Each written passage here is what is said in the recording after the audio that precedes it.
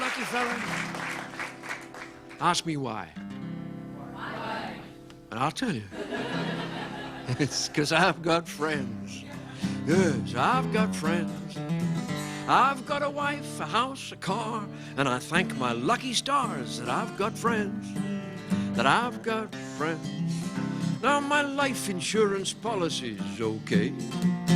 The bank manager says I've only got to say, and I can always have another month to pay. Yes, I've got friends, I've got friends. Down at the Abbey National, they're so solid, so rational, they're my friends. They're my friends. Why, they give such kind attention that I scarcely have to mention that they're my friends. They're my friends. And when the cost of living's causing me some pain, and my repayments seem like money down the drain, why, they'll always come and see me to explain that they're my friends, they're my friends. Oh, yes, it's wonderful to feel so secure. Yes, it's wonderful, it's good to be sure. Life can be so grand with an IOU of friendship in your hand. Now, Jim the Undertaker, he's always been a Quaker. He's a friend. Yeah, he's a friend.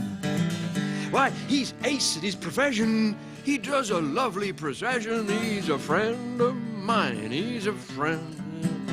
Now, he's the sort of chap you can rely on. He's even got his eye on a nice piece of elm he's asking me to try on, 'cause he's my friend. He's my friend. Yeah, my old pal the Vicar's got a new line in car stickers saying he's a friend of Jesus, he's a friend. He says the only thing to ease us is to try and think of Jesus as a friend. As a friend. And I know from all that he's been telling me that he's not the sort of guy to be selling me down the path that led poor Jesus to Gethsemane with his friends, with his friends. Oh, yes, it's wonderful, and I'm happy today. It's wonderful. I'm feeling okay. Life can be so good when everybody loves you like they should. Now when I'm away from home, I don't have to feel alone, 'cause I've got friends back home. I've got friends. And when I'm in some foreign town, I don't have to feel down, 'cause I've got friends back home. I've got friends. And when I telephone the wife to say hello, and they tell me she's just gone out with Joe, well, I don't have to worry, 'cause I know that he's my friend. He's my friend. My friends, I'm going home today. Everything's gonna be okay, 'cause I've got friends. I've got friends. Old Spotty Dog will meet me. He'll wag his tail and greet me like a friend. Like a friend. And if there's nobody else at home, I won't feel alone. I'll just sit out in the garden with the gnome, 'cause he's my friend. He's my very good friend. He's my friend. He's my friend, my friend. Thank you, friends.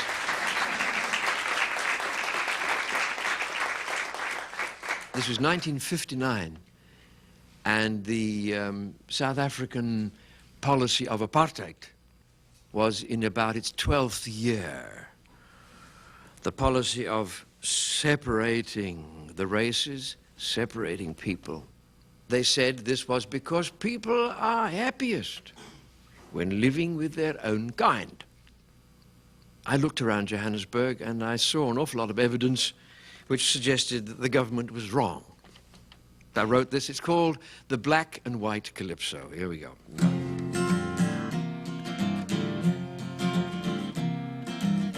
The other day reading Drum magazine, I'll tell you some of the things I seen. The other day reading Drum magazine, I'll tell you some of the things I seen. Advertisements for special cream in every section, give you a soft and pale complexion. make your black skin lighter, creamier and whiter. But when I look into the star, what do I find but advertisements of a different kind? Because it seems that the white people have a notion to make themselves black with the suntan lotion. Tell me why. I want to know the fact. Why all the black people want to go white and the white people want to go black.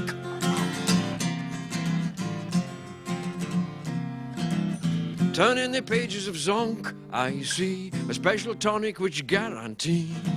In the pages of Zonk, I see a special tonic which guarantee to make your curly hair straight and bring you success on every date. Misfortune in love is attributed there to having such coal black curly hair. But when I pass by the Rosebank Beauty Parlor, I see the women sitting there hour after hour with a great big thing on their head, trying to make this straight hair curly instead. Ain't it ridiculous? Tell me why.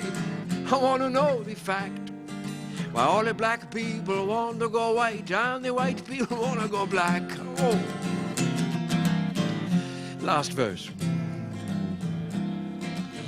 I have a simple remedy for all this frustrated energy. Oh yeah. I have a simple remedy for all this frustrated energy. If you blacks have too much of this pigment stuff, the white people say you've not got enough. Don't waste your time buying creams and jellies, trying to change the color of your bellies, but follow the example of my brother.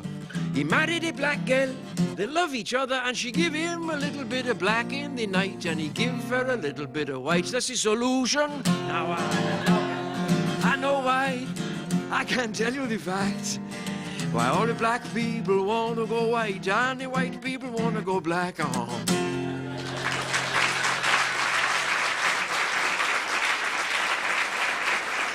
And yeah, that song was banned.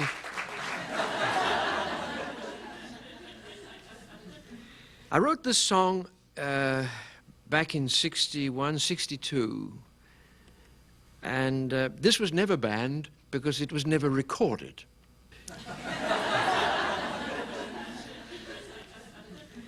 I offered it to the recording company, but they threw it out.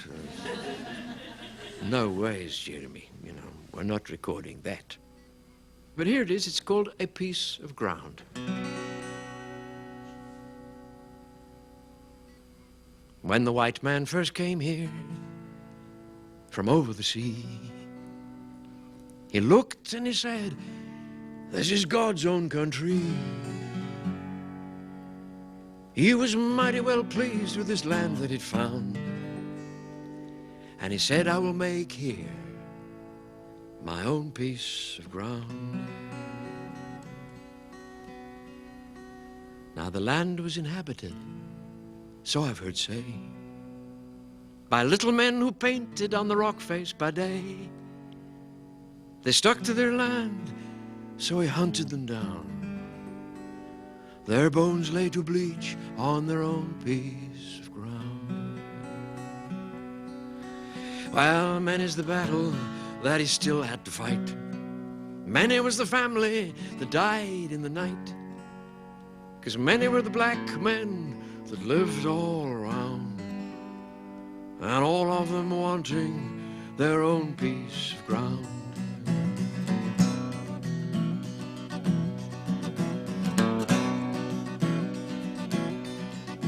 So northwards he trekked, and northwards he rode, over felt and tough countryside, onwards he strode. In the Free State and the Transvaal, his oxen outspanned, and he planted the seed in his own piece of land.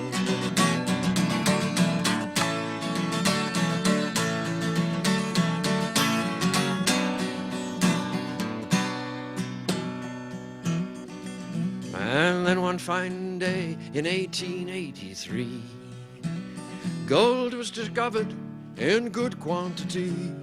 The country was rich, much richer than planned, and each digger wanted his own piece of land. Now the diggers were few, and the gold was so deep, that the black man was called, 'cause his labor was cheap. With drill and with shovel he toiled underground. 4 pence a day for 10 tons of ground.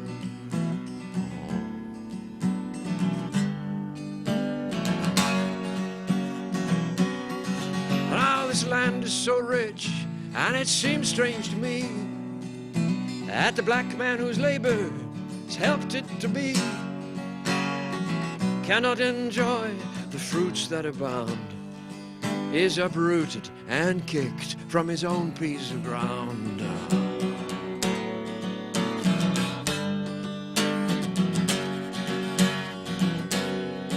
Well, now some people say, don't you worry, 'cause we've kept you a nice piece of reserve territory. But how can a life for so many be found on no more than 13% of the ground? Yeah, some people say, don't you worry, 'cause you can always find jobs in the white man's city. But don't stay too long and don't stay too deep, or you're bound to disturb the white man in his sleep.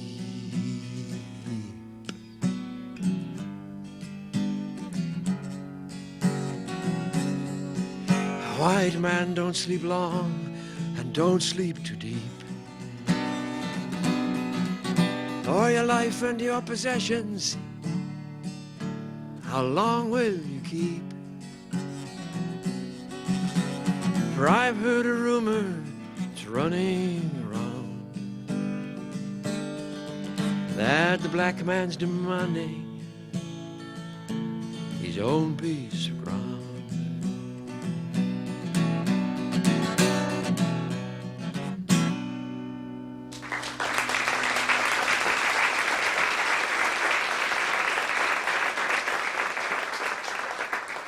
The little people who painted on the rock face. These, of course, were the Aboriginal inhabitants of southern Africa, a people known as the Bushmen. A very pacific and peaceful people. They lived in small family groups. They were not attuned to warfare. So they were basically wiped out.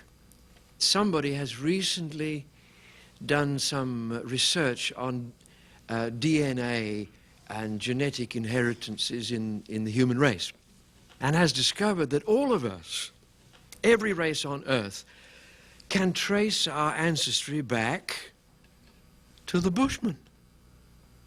They're the only race on Earth from whom it would seem, by the study of DNA, all of us are descended. They would appear to be the original Adam and Eve, if you like. This, to me, is very exciting. Because, for one thing, it means that we are all Africans. Which is a lovely thought, I think. And it was the inspiration for this little song, which is still, I think, unfinished. I don't know. I only wrote it the other day, anyway.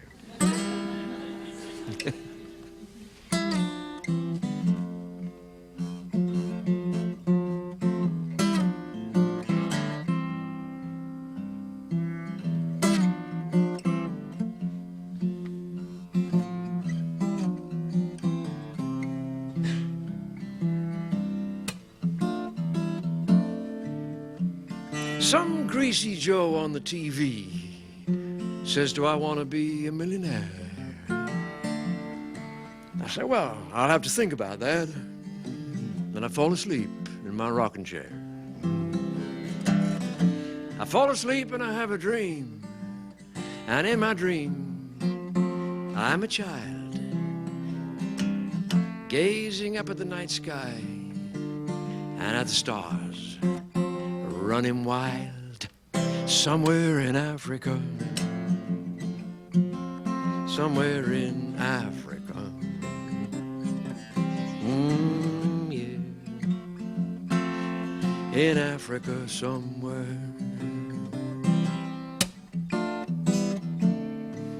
With a million stars above me, I am a millionaire.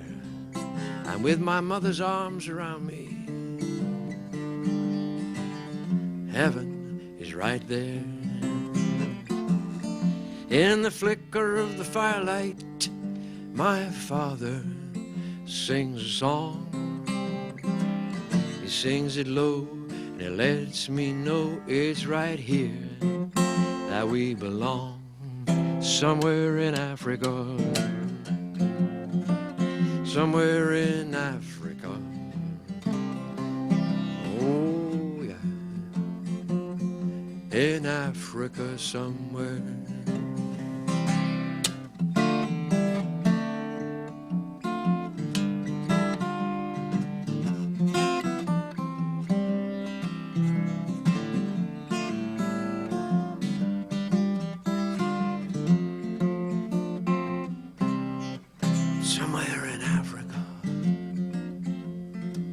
Somewhere in Africa. Yeah. In Africa somewhere.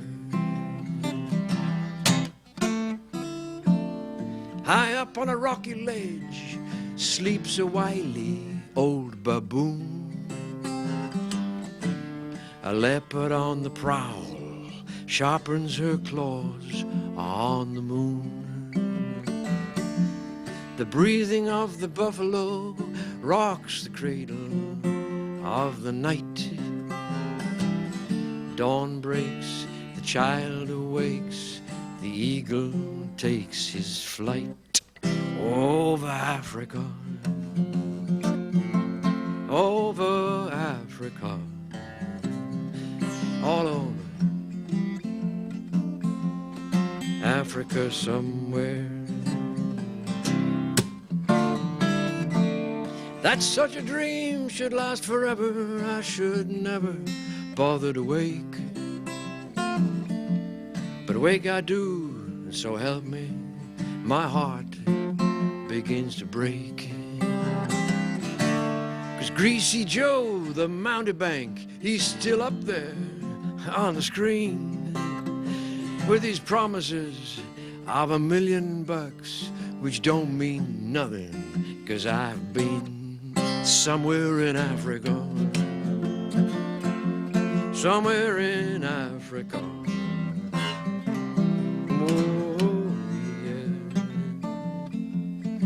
in Africa.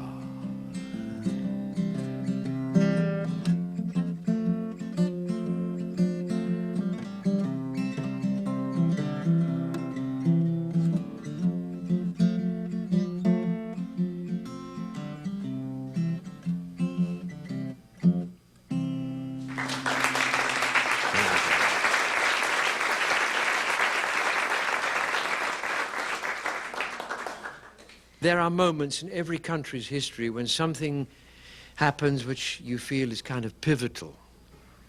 And this was one of those moments, I think, in South Africa in the 70s. And I wrote this poem about it. It's called A Night to Remember. The night is dark and starry. The veldt is alive with the sound of crickets sawing and whirring and turning the world around. But the ears of Lieutenant Oosthuizen are tuned to a different noise. He's going to make an arrest tonight, or he's not one of the boys. For the order from Port Elizabeth has come, and none too soon, to the ears of Lieutenant Oosthuizen and Major Andries Koen. They're to set up a decent roadblock on the outskirts of Grahamstown to catch a black man who's gone up a peg and needs to be taken down. It's cold tonight, says Alfred. Ja, nee, says Andries Koen. I'd rather be back at the station. I hope this gaffer comes soon. Ah, he'll come soon, all right, don't you worry. They've already seen him leave. Him and a Mr. Jones. A white man, I do believe. A white man helping the gaffer? Ach, nee, says Andries Koen. Doesn't he know any better? He'll be helping the Russians soon. Not if we have our way, he won't, and that's for bloody sure. He's helped one gaffer too many, I'd say. He's not going to help any more. So they settled down to wait there, these two from the SAP, exchanging light-hearted banter and jovial pleasantry. They'd stick it out if they had to from now until kingdom come. For once the word has been spoken, it's a matter of thy will be done. For everyone knows that an order is made to be strictly obeyed. You can't run a state or a family without a firm hand, I'm afraid. Ons vader is altijd reg. Our father is always right. So's our Prime Minister, too. Answerable to God up in heaven, so the dominee says, and it's true. And just as the Lord made the heavens and divided the day from the night, so made he mankind in like fashion, and divided the black from the white. And never the twain shall mingle, any more than the sun and the moon. So said Lieutenant Oosthuizen to Major Andries Koen. But there's always these troublemakers, setting the rest in a tiz. People who can't or won't learn to accept the world as it is. And it's not just the occasional Kaffir who refuses to stay in his place. There's also, God help us, some white men whose behaviour's a bloody disgrace. You take this fellow coming tonight now, they say his name's Peter Jones. A subversive, no doubt, and a Roy neck. Englishman. Should have stayed where he was, back at home. They say he's distributing pamphlets inciting the Kaffirs to riot. Well, perhaps we shall find a few ways of inciting him to keep quiet. I could do with some coffee, says Andries. Some lekker zwart koffie, you know. Goeie ou koppie trekker. Wat sê jy? Hou stil, mense, sal verwag nou. I can hear the sound of a motor. He'll be here, I should say, very soon. You're right. Shit, we better get ready, says Major Andries Koen. The sound, the lights of a vehicle approaching stab through the African night. Two men step hard on the gas. Two men stand still and hold tight. Someone's going to get hurt any moment now when they stop. There's two sides to a coin, I've heard say, and they can't both of them be on top. As the vehicle comes closer and closer, the driver sees with a frown Lieutenant Oosthuizen step forward, waving his torch up and down. Just for a second, he's tempted to put his foot down and go zoom, but he'd made far too solid a roadblock at Major Andries Koen. Switch off, you two, and get out. The pit of the stomach turns cold. Reluctant to move, they both sit there. Hurry up and do as you're told. So you're Peter Jones? Well, I never. A coloured. We thought you was white. Well, that's one lesson I suppose we won't have to teach you tonight. As for you, Kaffir, don't look so haughty. We'll soon wipe that look off your face. And just where do you think you're going at such a ridiculous pace? Huh. You don't want to answer our questions. Well, I guess you will by and by, but first of all, tell us your name.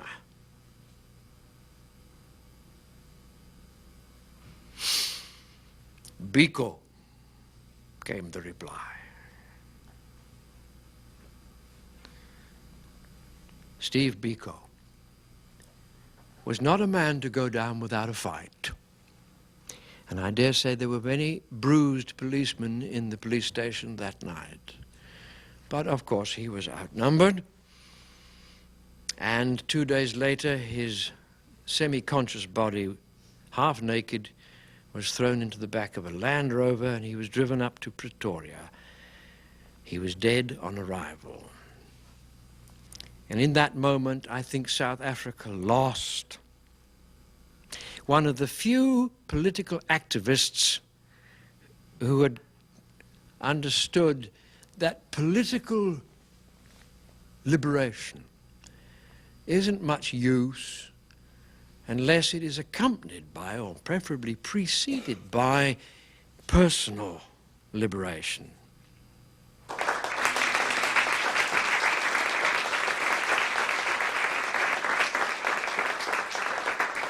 This one, honestly, I really didn't think anybody could take exception to this. I was a teacher to begin with in life.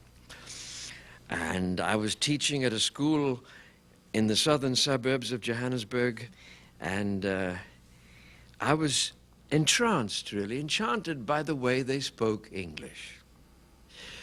So I wrote them a song. In their dialect, as it were, or as Richard said, I think quite rightly, their patois. And it had some strange effects because a lot of people were offended, particularly the parents of some of them, who said to me, listen, Meneer Taylor, they said, our Stoffel used to speak very nice English till he heard your bloody song. So, and the government didn't like it either because it was mixing the languages. They didn't want black and white to mix, but they didn't want English and Afrikaans to mix either. So there it was. They wanted purity. Anyway, this was the song, and the kids loved it, and so did South Africa in the end.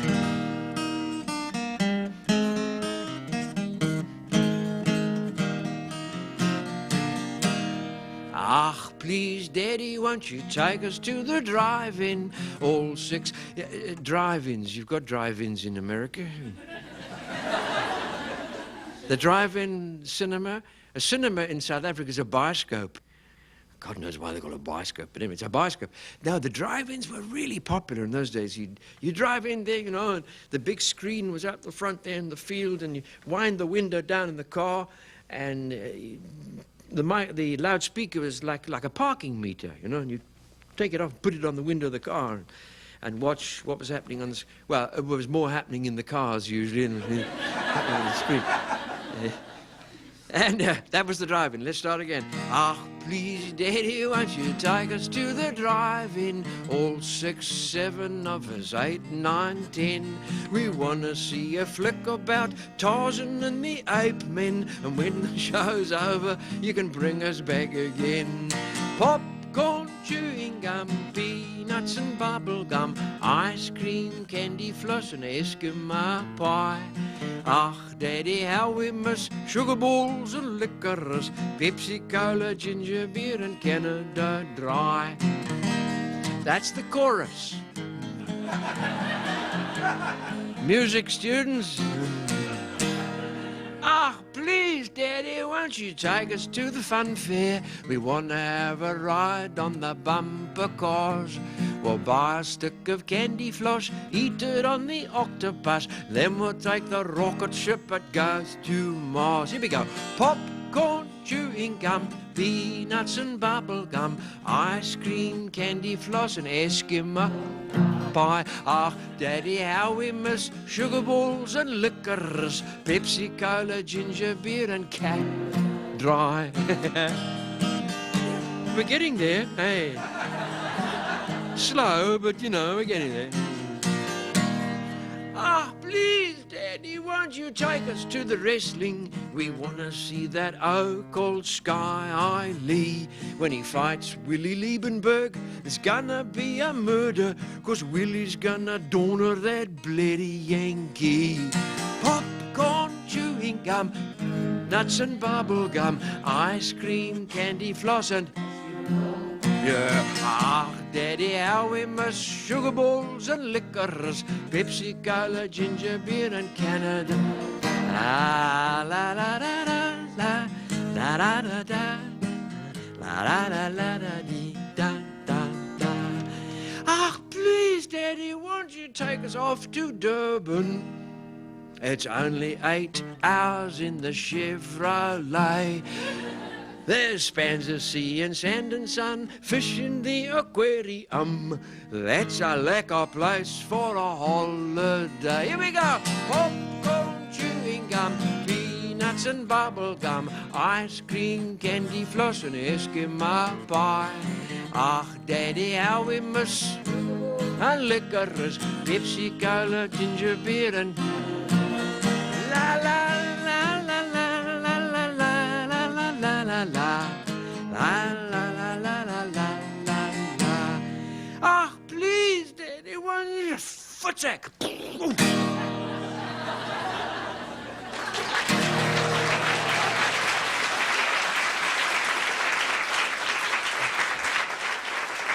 Yeah, footsek's a wonderful word. Try and remember it, because you might go to South Africa one day, right? Footsek means go away. Somebody wrote to me sometime later, said they'd been down in Durban and they'd overheard a gang of Zulu dockers loading up the ship and singing Ag Pleez Deddy. I was thrilled. I myself was coming round the corner one day by the Indian market in Durban, and this coachload of Indian school kids came past, and they were all singing Ag Pleez Deddy. Here's a song completely different now. We're going to go somewhere completely different. I wrote this not very long ago.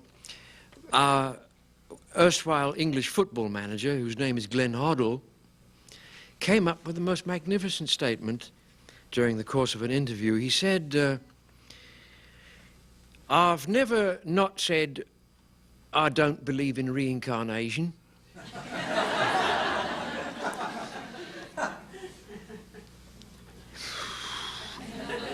It's a tough one, huh? And it won't surprise you that Glenn is something of a Buddhist. He has studied the sound of one hand clapping, which would explain a statement like that somewhat. And, but that wasn't the only one. He came up with some corkers. So I wrote this. This is called Hoddle Twaddle. Here we go. At the end of the day, at this moment in time, obviously, I wouldn't say that I wouldn't say I never wouldn't say I didn't not say that I wouldn't, and if I wouldn't, then I didn't. But having said that, at the end of the day, we'll all be right on the night. Hopefully, you can say I said I might not have stated what I never said it publicly. It's on the record that I'm definitely. You can quote me that I'm totally.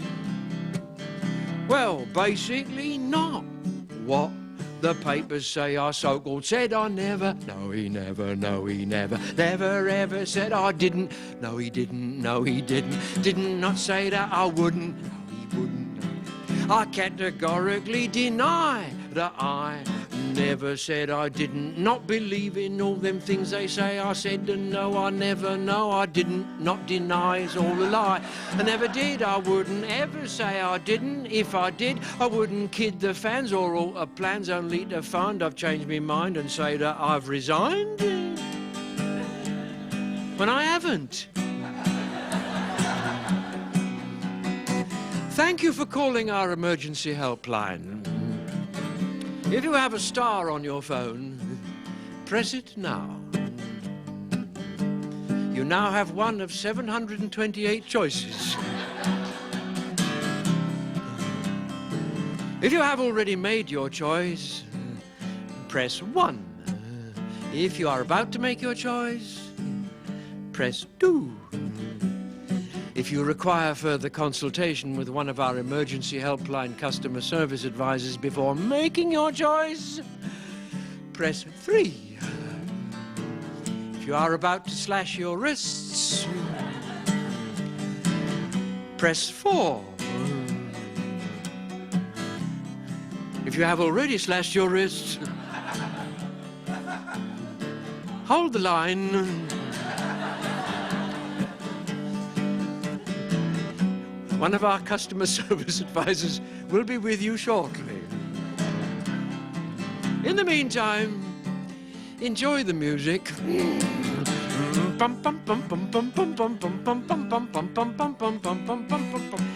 Please hold the line.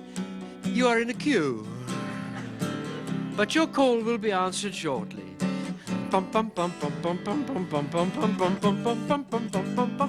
Please hold the line. Your call is important to us.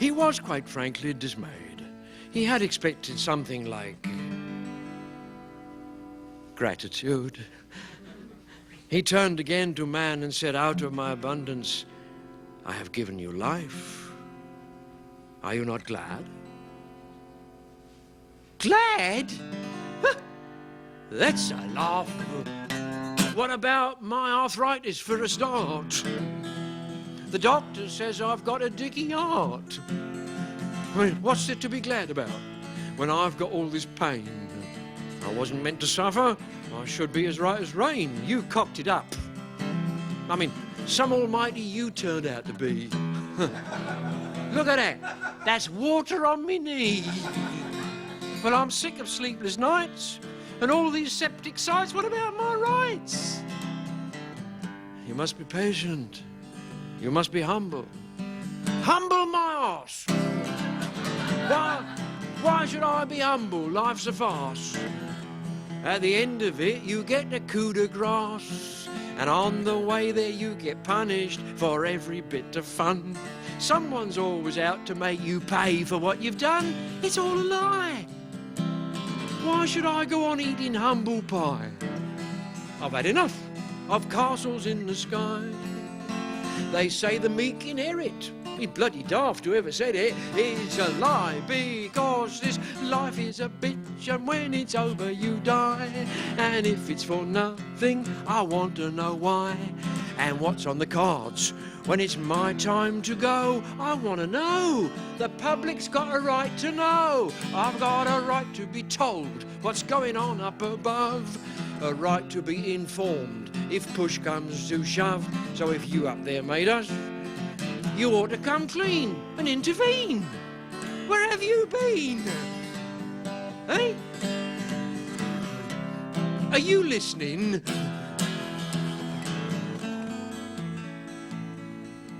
So, God agreed to reveal himself.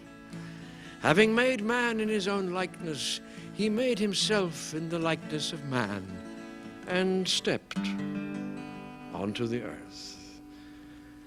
It was his second mistake. For when man saw what God had done, he was enraged and killed him. When God saw what man had done, he was appalled and gave him his rights.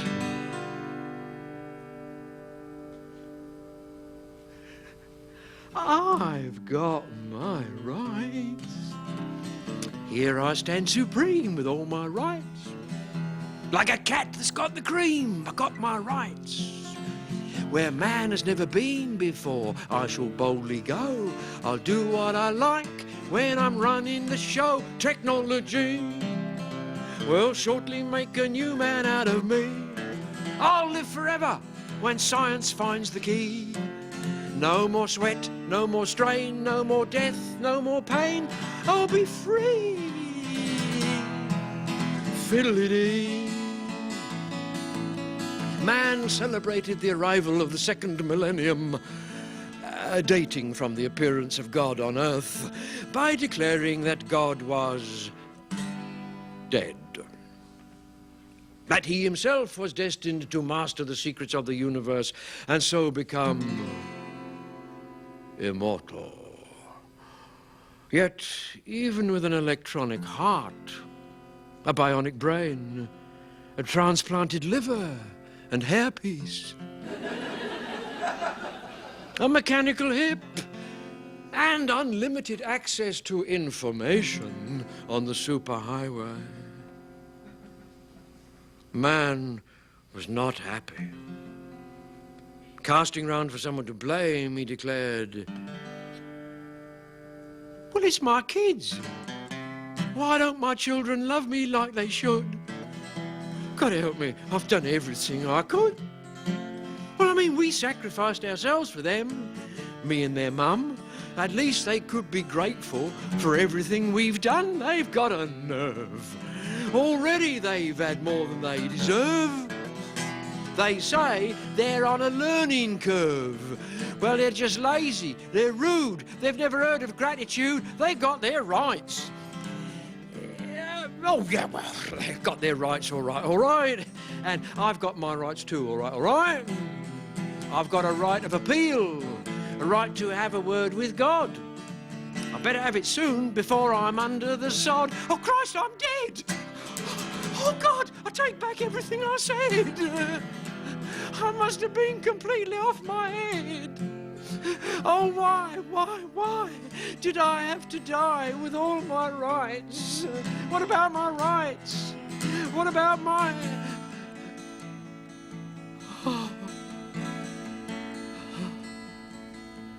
And so man, with all his rights, went to hell. God withdrew into the enormity of space, licking his wounds and resolving that one day, perhaps, he might try again, some other place, some other time.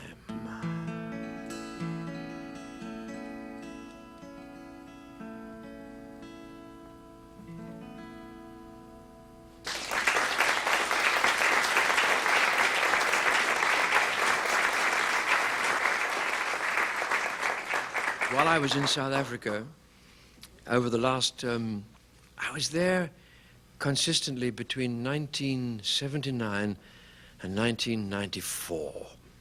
And I lived in a place called Broederstroom. I bought this little 25 acres of bushveld there with like little 2 or 3 cottages on it, old stone cottages.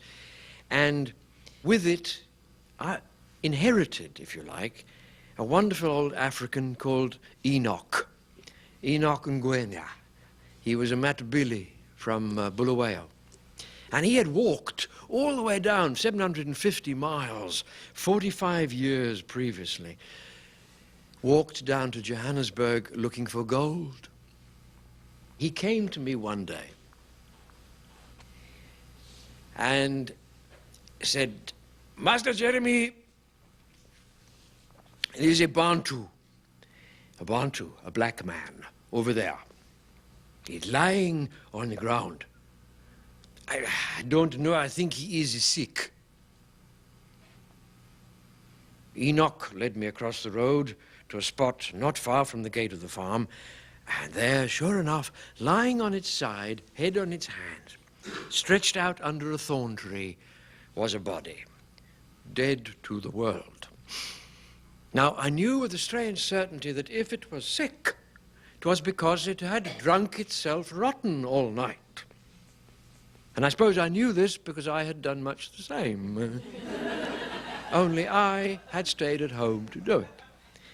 Enoch, on the other hand, was not so sure and hinted darkly at broken bones, some intervention of white culture, like a Mercedes truck.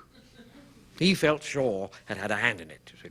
Well, I thought ruefully, yes, perhaps Mercedes had a hand in it, but in the form of battery fluid mixed in with the Skokkiaan. So I tried, somewhat tentatively, to rouse the unconscious form, but to no avail. Some passing blacks tried somewhat more vigorously to do the same, giving him a kick here and there and yanking his arm almost out of its socket. Oh, moaned Enoch. I think maybe somebody hit him.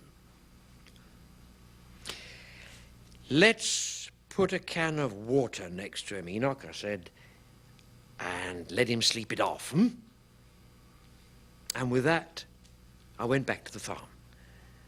But an hour later, Enoch came to me again and said, we must call the police. Well, it was a beautiful spring day, October, springtime in South Africa, and Constable Eilers, a tall, broad-shouldered, young, strong Afrikaner policeman, was in cheerful mood. He paused in my driveway to admire the bougainvillea and several rows of perfect lettuces that Enoch was busy nurturing. The air was thick with the scent of yesterday, today, and tomorrow, and he sniffed contentedly before venturing forth to to where duty called. Now, at this point in the story, you all know, of course, that Constable Eilers is about to reveal his deeply ingrained Afrikaner racism and donor vir die bliksem, which in his language means rough him up, beat him up. The same passing blacks, who still had not passed, also knew it and were hanging around for the show. But instead, something else happened. As we approached the unconscious figure, Constable Eilers remarked again on the fineness of the day. Then he knelt down to inspect the body, which by now had flies buzzing all around it because the poor fellow had soiled himself. "Munna!" he called. "Stand up!" Stand up. Miraculously, the eyes opened. "Stand up, young!"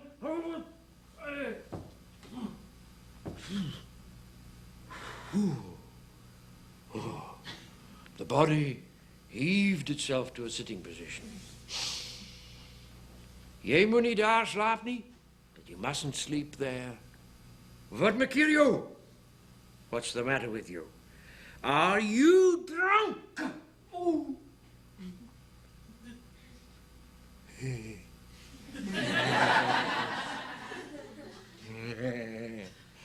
A sheepish grin spread across the face. A hand made to wipe the brow missed and wiped again. Constable Eilers poured water over him and made him drink the rest of the can. "Waar's your huis?" he said. "Where do you live?"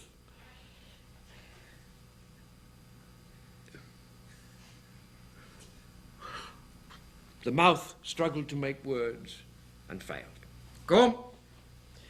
The thin, frail body wobbled to its feet, and his trousers fell down.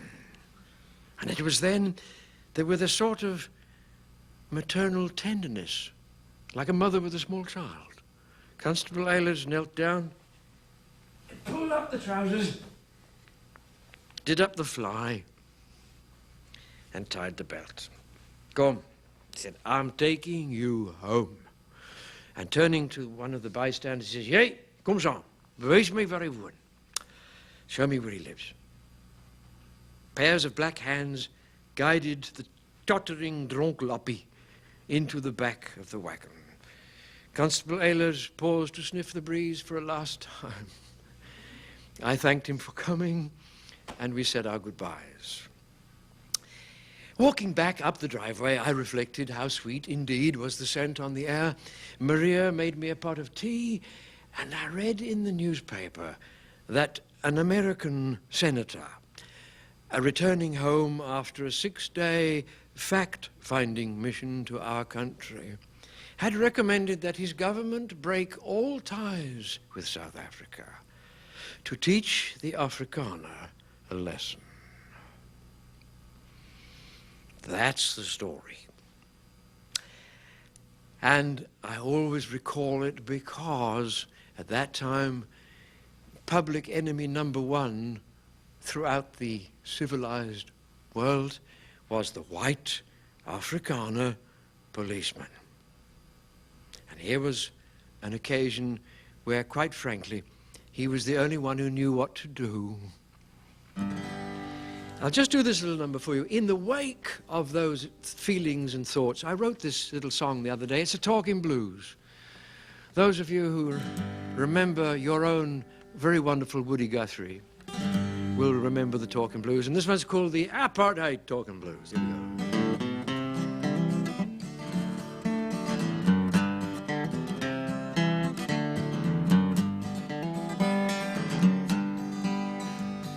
Back in the days of apartheid, it was whites to the left and blacks to the right. But me, I got myself in a fiddle because I kept on moseying on down the middle. Never did take much to following directions. But hey, I weren't the only one down there in the middle having fun. No. Didn't matter what color you was, we was all too busy enjoying the buzz. Singing, dancing, playing the quail. Yes, sir. Seemed like that old apartheid was bringing us all together.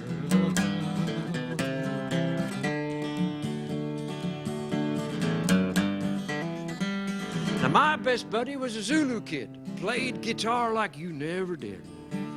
And his friend was a penny whistle king. He taught me how to blow that thing. Hey, woo-doo-woo, wah, wah, wah. Woo-doo-woo. But I was a kid with words in my head. Words and tunes was daily bread. And when we put them all together, we blew up a storm any kind of weather. Winds of separation just kept blowing us all together. Crazy.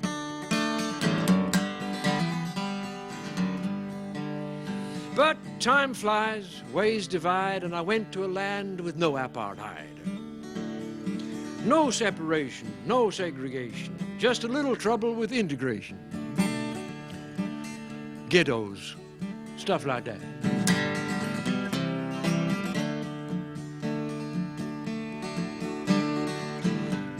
But I thought, I've got to see what's going down, so I grabbed my flute and I went downtown.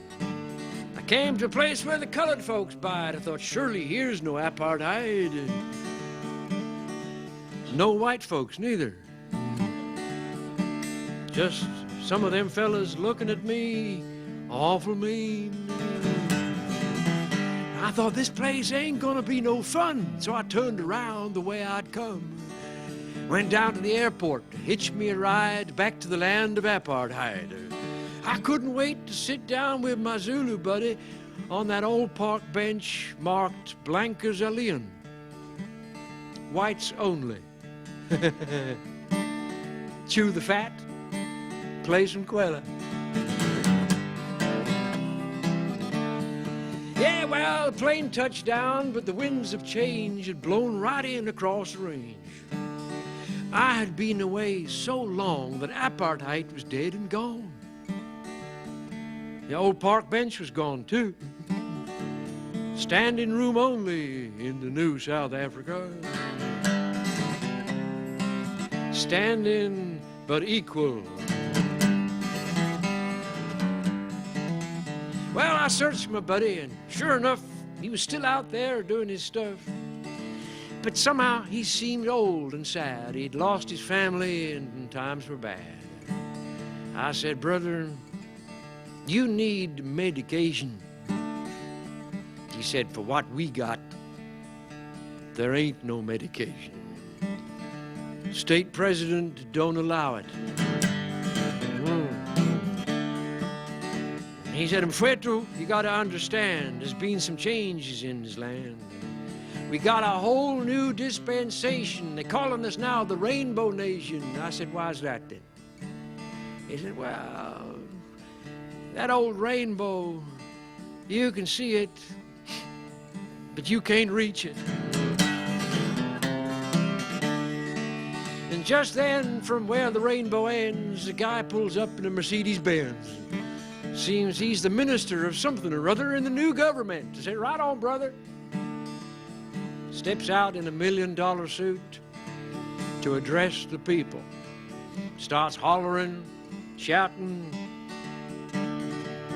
Says he's a victim of apartheid. Can I be a victim too?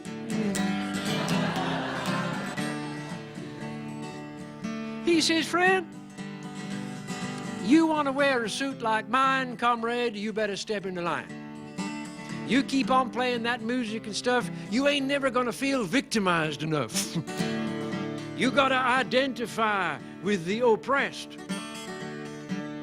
Start to complain, shake your fist, march.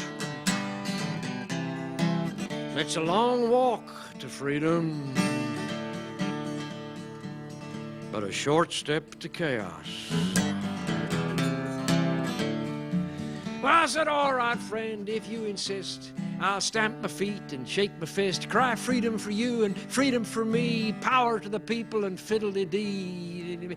But if you don't mind, me and my buddy's gonna sit down on an old park bench and chew the fat and play some quaila.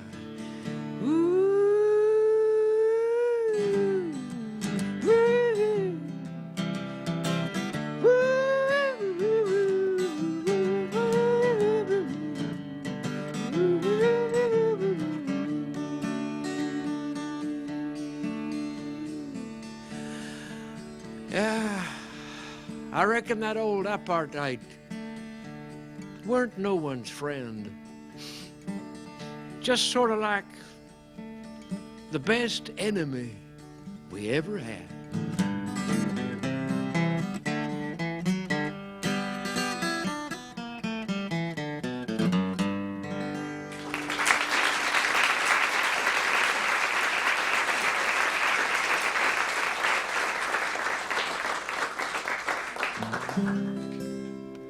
And this little song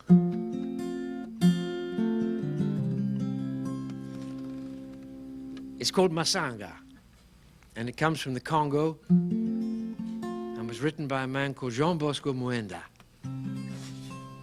who is no longer with us, I'm afraid. He was killed in a road accident.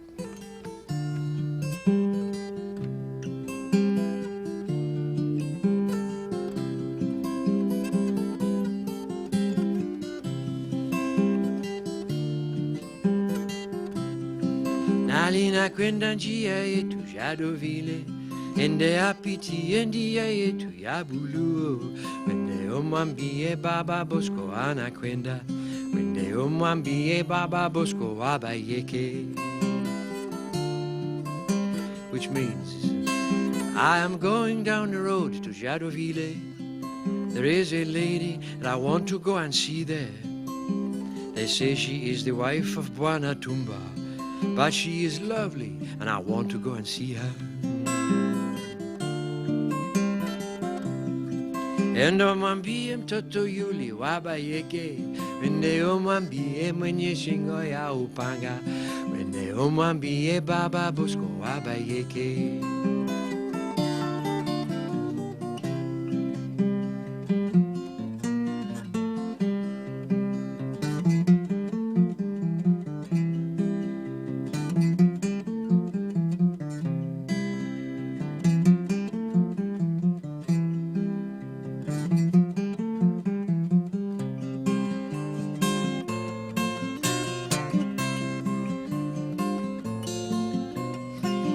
Ilunya we, kazonga we tu. Ilunya we, kazonga we tu.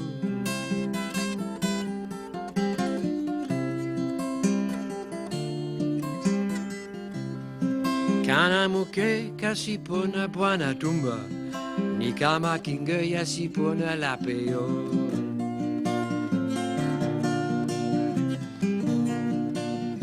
Nani muvala mabaya, nani muvala jebula, nani muvala mabaya, whoa, aya, mama. Endo mwambie Baba Bosco abayeke, wende omwambie ule mupika wazenze, wende omwambie ende akanale kwabo.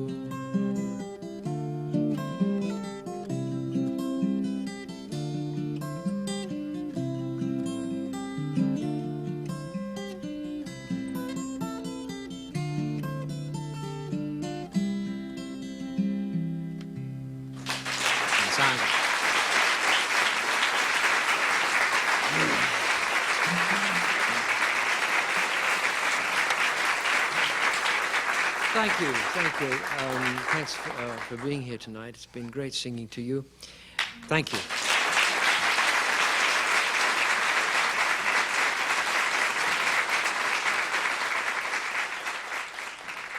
When the white man first came here from over the sea, he looked and he said, "This is God's own country."